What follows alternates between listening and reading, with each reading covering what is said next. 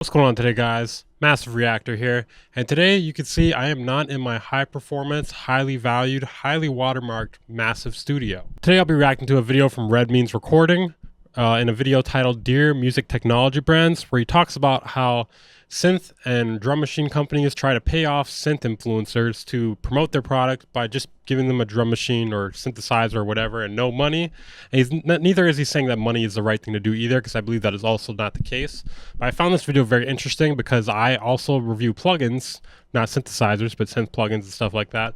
And I found it to be very parallel to what I do, so I thought I would have a lot of great input for this. All right, let's dig in. Dear Technology Brands by Red Means Recording. We'll see how far into this video we make it. You're scared. You've always been scared. As long as I've known you. You've spent your The production on this is pretty sick. Like the lighting, the videography, it's all pretty nice. whole life being an asshole just to keep people from finding out. You think I don't know? Why you keep mouthing off to the wrong people? Sabotaged your own career every step of the way? Why you can't 4K, this face beautiful. off against anybody who has any power over you? The video that I'm about to play for you was recorded about a month ago, maybe a few weeks ago, when I was at, I'd say, the nadir Sounds like my of my psychosis inner self-confidence voice. as a person who remains alive. A lot of dead ends I'm seeing in my career, in the way that I've set myself up as a creator, the way that I've chosen my profession or not chosen it. A lot of dead ends, a lot of no way outs. I wanted control. I want control. I want to feel like I'm in control. Hello there. My name is Jeremy. This is Red Means Recording.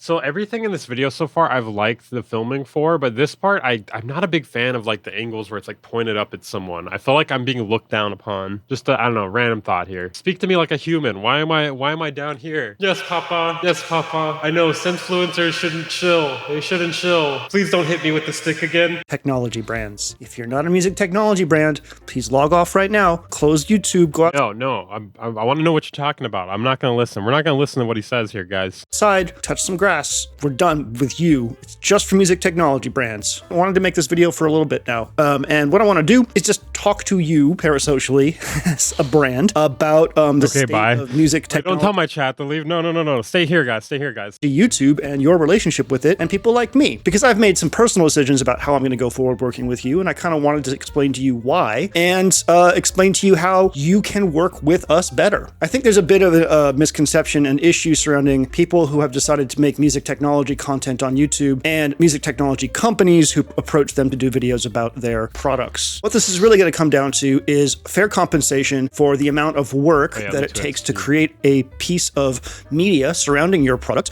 and you understanding that the reach of music technology videos on YouTube that are well produced go much further than like a magazine ad or something like that. I feel like this is a problem with plugins as well too. Like a lot of companies want to just send you a plugin and, you know, and review it, and like we're supposed to be happy that we got a plugin, but like also you shouldn't be paying people to review a plugin either. So I don't think there's any real winning in this situation. That's just the way reviews work, you know? So with that said, let's start with talking about what it is that we do. You may have noticed that music technology YouTube, so to speak, if you want to be really gross, synfluencer YouTube is definitely a thing. Like it's a thing now. It didn't used to be a thing. It feels like 2x is too much for me. 1.5x I think is the one. we've got a lot more people doing it. I've had to up my colored lighting game quite a bit to compete. So sick of plugins. I feel like at this point we may have enough plugins. I don't know. Although I will say I could use a few more Infiltrator 2s. If we can get a few more Infiltrator 2s, I could definitely take a few more plugins in. But other than that, I'm good on plugins. I don't think I need anything else. 2x is going to summon demons for sure. He sounds like he's casting Ancient Aramaic. Yeah, 1.5x is good. Online music technology media creators. I've actually had people approach me in my lessons saying, hey, can you help me start a channel? What's some tips for starting a channel that's like yours?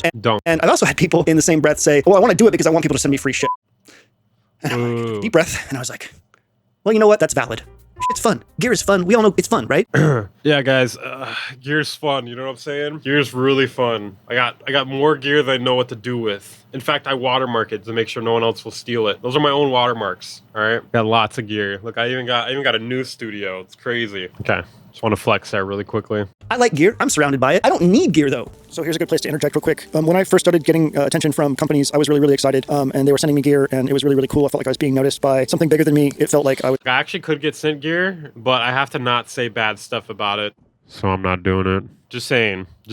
I did have a hot tub set up before. I still got this set up. What the fuck?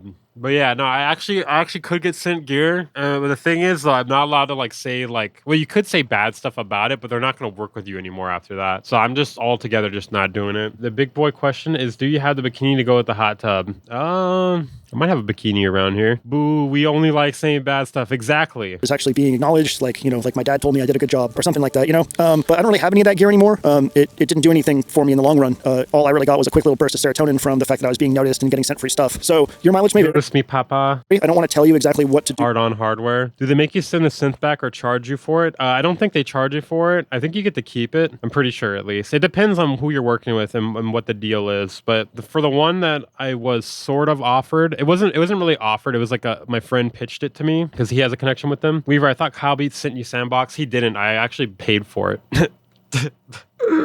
I could have got a refund on it though, but I didn't, because I feel like if I'm gonna like make 3 videos trashing it, for me to get a refund on it too, that's some up shit. So I'm not gonna go there, okay? I'm not gonna do that. Like, it's bad enough I already pointed out all the flaws, and I'm not also gonna ask for my money back on top of making money on it. With yourself, and I'm not talking to music technology brands right now. I'm talking to you, the creators. But just know that, like, you know. Hey, wait, no, you told me to leave already, okay, man? You told me to leave already. How do you know I'm here right now? Gear is fleeting. It's creativity and time and passion that matters more than anything else. And what you guys like to do quite a bit is offer a piece of gear for a video. So let's just take this as an example. You've just come out with a new drum machine and it costs $500 MSRP, and you want to send me this $500 MSRP drum machine that probably costs you about $250 or $300 to make. I don't know what your margins are, but I mean, for them, it's all marketing, you know? They're trying to get the word out. That's really what's going on here. It didn't cost you $500 to make. You want to send this to me, and you want me to make a video about it, showing it off using my skills as a videographer and as a musician and as someone who can explain things. So you want the... I mean, just don't do it then. If you want money for the... I mean, okay, so if you're showing it off, I feel like the lines of what a review is anymore has like become really blurred. Because if you don't explicitly state it's a review, but you're only talking positively about it, you know what I mean? Like, is that a review? I don't know. I kind of feel like it can be. You are a good man, Weaver, for not asking for a refund. Yeah, I mean, I'd probably lose sleep at night. I wake up in the middle of the night just like,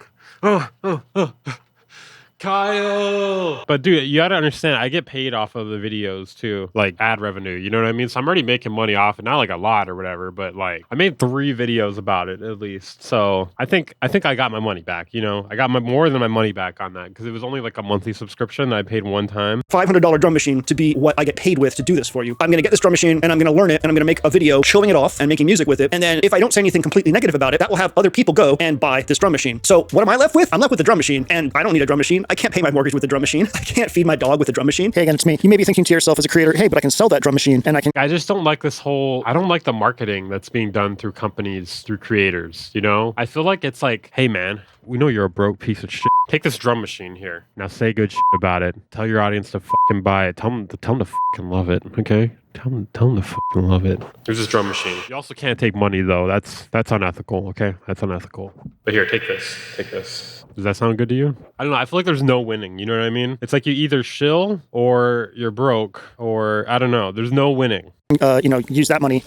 The funniest thing that could happen in this video right now would be if he just randomly cut to him sliding down that slide back there. Whee! To sort of get paid. And you totally can, but just keep in mind that PayPal like reports that stuff to the IRS. You don't get to just like get free money out of a piece of gear anymore. That's an asset, and if you sell it and you sell it on Reverb and PayPal is used for the transaction, then the IRS will know about it, and it's very likely that you will have to pay taxes on that transaction. I mean, it's still free money. You just have to pay taxes on it. Meaning that it will be counted as income. So just keep that in mind. It's not as simple as it might seem on the surface. I don't think that's a good way of... I don't think that's I don't know. Is that really an important thing to mention? Dealing with people who are it's still free money. It's just free money you have to pay taxes on. Like, you're not paying all that money in taxes. Content to show off your device and ultimately drive sales. Guys like right? That's not a good relationship. I actually really like Red Means Recording. So if this gets cut into a video on my second channel, okay, I like you, Red Means Recording. I don't agree 100% with him because I pay my last 3 rent bills with Unison plugins. I'm proud of you. Keep that up. Keep it up. Who are you? Tatro? We got Tatro in the chat, or is that I Am Legend? Hiring us to do video work for you. If you were to go and hire somebody to do video work to show off your product, what would it cost you? Ballpark. What would it cost you? How much would it cost you to go find somebody who has decades of experience? A drum machine. Come on. A drum machine. Working with music technology, making music, putting out albums, and can get a piece of gear and not only like make it sing musically, but also explain it. Do you have a ballpark? Okay. So is it more than a $500 drum machine? It probably is. So as a creator, you need to ask yourself what you think you're worth, and what your time is worth, and what your energy is worth, and ultimately what you want to be doing with your YouTube channel. If you want to just be somebody that shows off the latest piece of gear, then I guess work towards that. Figure out how you're going to do it. Meaning, I'm curious, do you guys in the chat, do you guys think that showing off the latest piece of gear, is that considered a review? Is it like, I really don't know what a review is anymore, because that could just be considered a positive review, you know what I mean? I cashed out my entire 401k to buy a drum monkey. Oh, good for you, man. I'm like in the middle with it, because I feel like if you're making something look good on purpose, or either way, like, I mean, I feel like it's kind of like an endorsement, which is sort of like a review. Is that crazy? I don't know. I don't know. I feel like it's like kind of a weird line to draw. I don't know where it is anymore. Like, people don't make clear what's a review anymore. And especially with like clickbait titles on YouTube or clickable titles on YouTube, like people don't say review in the title anymore. I don't think it's a review if you're just showing off new gear you bought. Well, it's not gear you bought with your own money. I feel like a tutorial and review are one and the same, since there's nothing negative being said typically. But I guess with a tutorial is like you're usually doing some sort of process, and you can't really skip steps of the process. You can't really fake it. You know what I mean? I guess that's like the difference for me there. Whereas with the review, you can omit anything you want. I mean, you can omit things with a tutorial too, but like you can't really omit things that are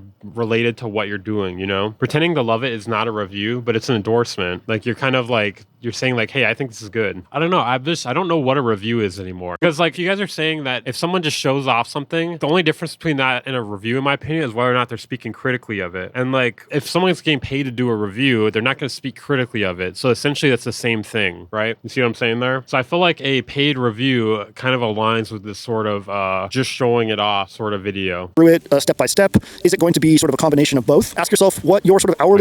If someone gets paid to do a review, that's just an ad spot at that point. A review is going over a product and what it offers, I guess, and weighing out pros and cons. That's what I'm saying what a real review is. But when someone is... Okay, I think you're thinking about it the wrong way. I'm not talking about what a legit review is, like what a good review is. And when I say good review, I mean like a critical, well-analyzed, thought-out review. I'm not saying that the critical part matters if you're like looking for a review that will help you determine whether or not to buy it. If you're like a smart individual. But what I'm saying is like, if someone... God, I'm trying to think how to word this. When someone's getting paid to show off a product, could that be considered a review? Not a good review, but like that tricks someone into buying it, I guess is what I'm saying. Because that's what a paid review would do, right? This is a good review of this video. Is it though? You're thinking about the lowest common denominator though. Think people fall for it? That's what I'm saying though. Like, I'm talking about like what the average non-critical thinking person would fall for. Most channels are now deceiving the audience. That's why companies pay. Yeah, I guess that's what I'm talking about. Like, when someone shows off a piece of gear, is that a review to the lowest common denominator? Because they don't know any better. That could trick someone into buying it, and they just like, they only hear positive things about it, so they're like, oh, this person is endorsing it. This person that I really like is endorsing it. It must be good. It's almost like taking advantage. Yeah, I feel like it's taking advantage of the consumer as well as the influencer, synfluencer, creator, producer, whatever you want to call them. 100% agree with you, but that's on the consumer to learn. I guess so. should be for something like that, and figure out how long it takes to make a video. Also, be aware that...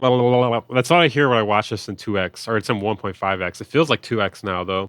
You probably shouldn't get paid for reviews. I know it's complicated. Yeah, that's what I'm saying. There's no winning, because if you're just getting paid in Drum Machine, you're not getting anything out of it other than Drum Machine. If you're getting paid directly for the review, you're shill. It's unethical. You literally cannot win as an influencer on YouTube. But I've been talking with a few people about this in my peer group, and we've come to the decision that getting paid for reviews is problematic. Getting paid for demos is less problematic. It's hard to separate getting paid for something and having a bias to say something. That's kind of what I'm saying. Like, how can you separate a demo with someone endorsing something from a review? I guess so that's a better way to word what I was saying earlier. Because someone demoing something and then saying what they like about it, that's essentially like a shill review, in my opinion. Like, I feel like there's no way to separate it if you don't state that it's a review or not, right?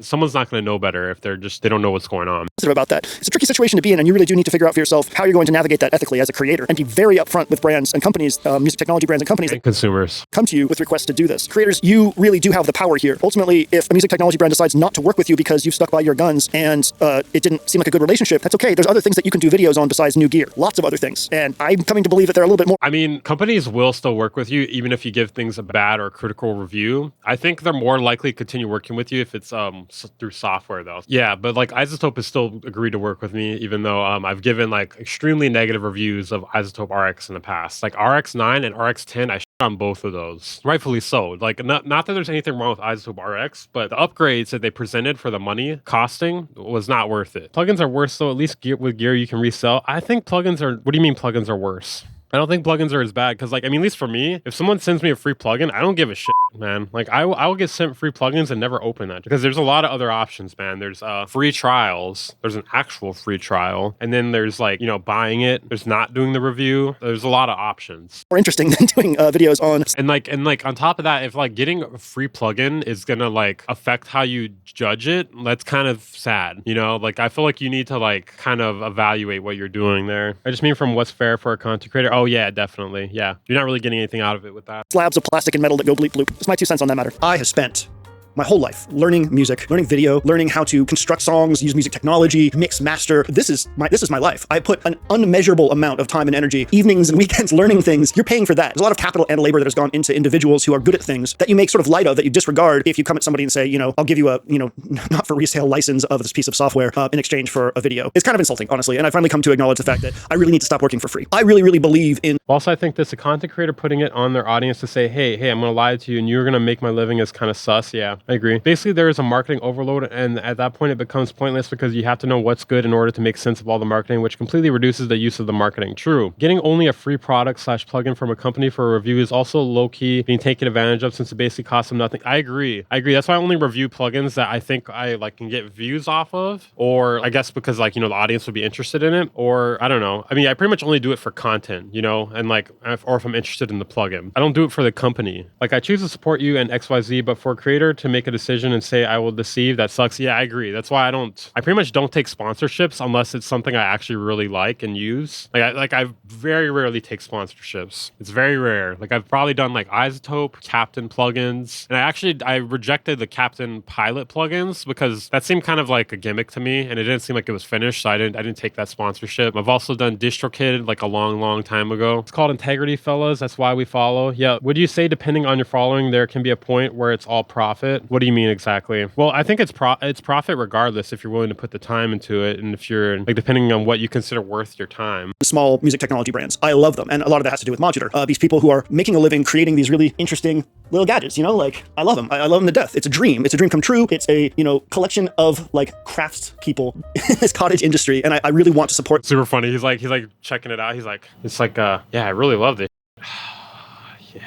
He just like gets distracted and like derails the whole video. But I've been treating them a little too much like family, you know, like, oh, we're a family here and therefore we do work for each other for free. I can't do that anymore. And it makes me sad. I want to be able to support these people and that industry as much as I can, but I can't do it for free. So here's my plan going forward. Okay, so in this next part, I kind of went into a little overly specific things about my offerings as a professional. I'm not going to put that in here. I just kind of want to say that. So what is this shit here? Is this like for a child or is this like for a koala or something? Like what is it? I've never seen this kind of shit before. I live in Hawaii though, so we don't have like forests are like few and far between because they've built houses on like everything here. It's been really, really difficult to turn myself from artistic individual into someone that can be confident enough about approaching this with a business mind, sort of being objective about. As far as Tiger Farm, okay, that makes a lot of sense. It's hard, and I don't. Pretty sure it's for a child. That'd be super funny if that's for him. It just cuts to him, wee, and he's like playing with the like little yarn ball thing as if he was a cat. Know about you creators, but like it's something that you may struggle with too. How do you define your worth in a way that is rather hard to humanize? You know, like I don't think this concept of worth and capital is very humanizing, and it's especially dehumanizing when you have to field like a whole bunch of different ideas about what your worth are. Every single person that comes to you and asks you to do something for them in this field is going to have a different idea of what you're worth. You need to decide as a creator what you're worth and stick by that. If you make right for Family Guy, is that for special cases? Then that's fine. That's up to you.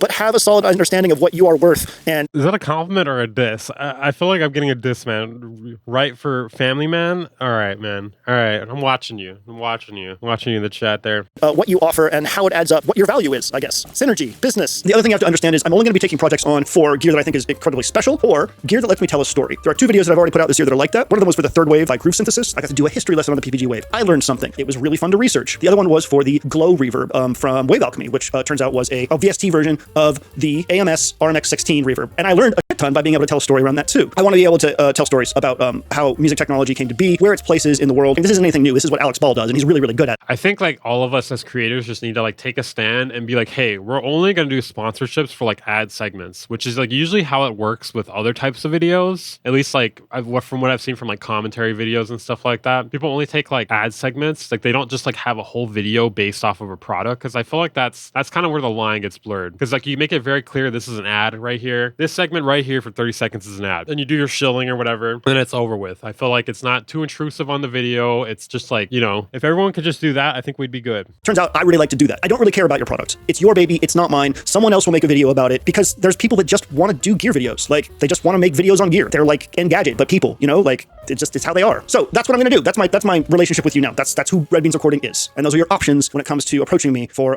new gear. All right, I'm going to pause it here. I went on a big old gatekeeping rant about how synthesizers and modules and other music technology stuff is released to the world and how there's a big glut of videos and Reddit gets mad. I don't really give a about what Reddit thinks anymore. I don't want to gatekeep how releases work. I can't control that kind of thing. Okay, I'm interested to see where this goes. What I will say is that I really don't like to participate in 0 days and embargo drop days. They are one of the most nerve-wracking and frustrating things to do as a creator.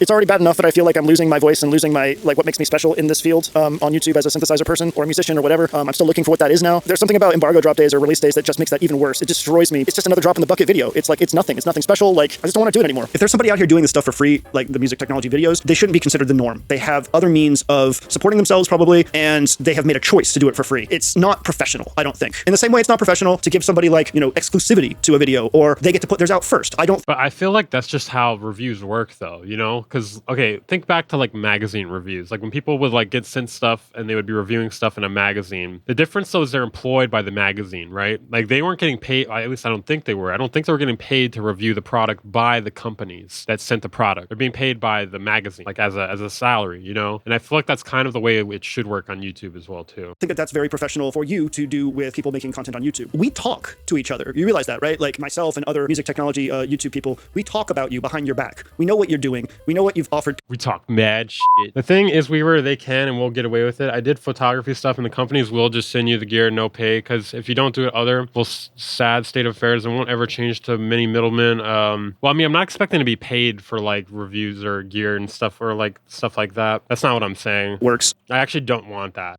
Like, we're industry people just like you. I just feel like that's shady.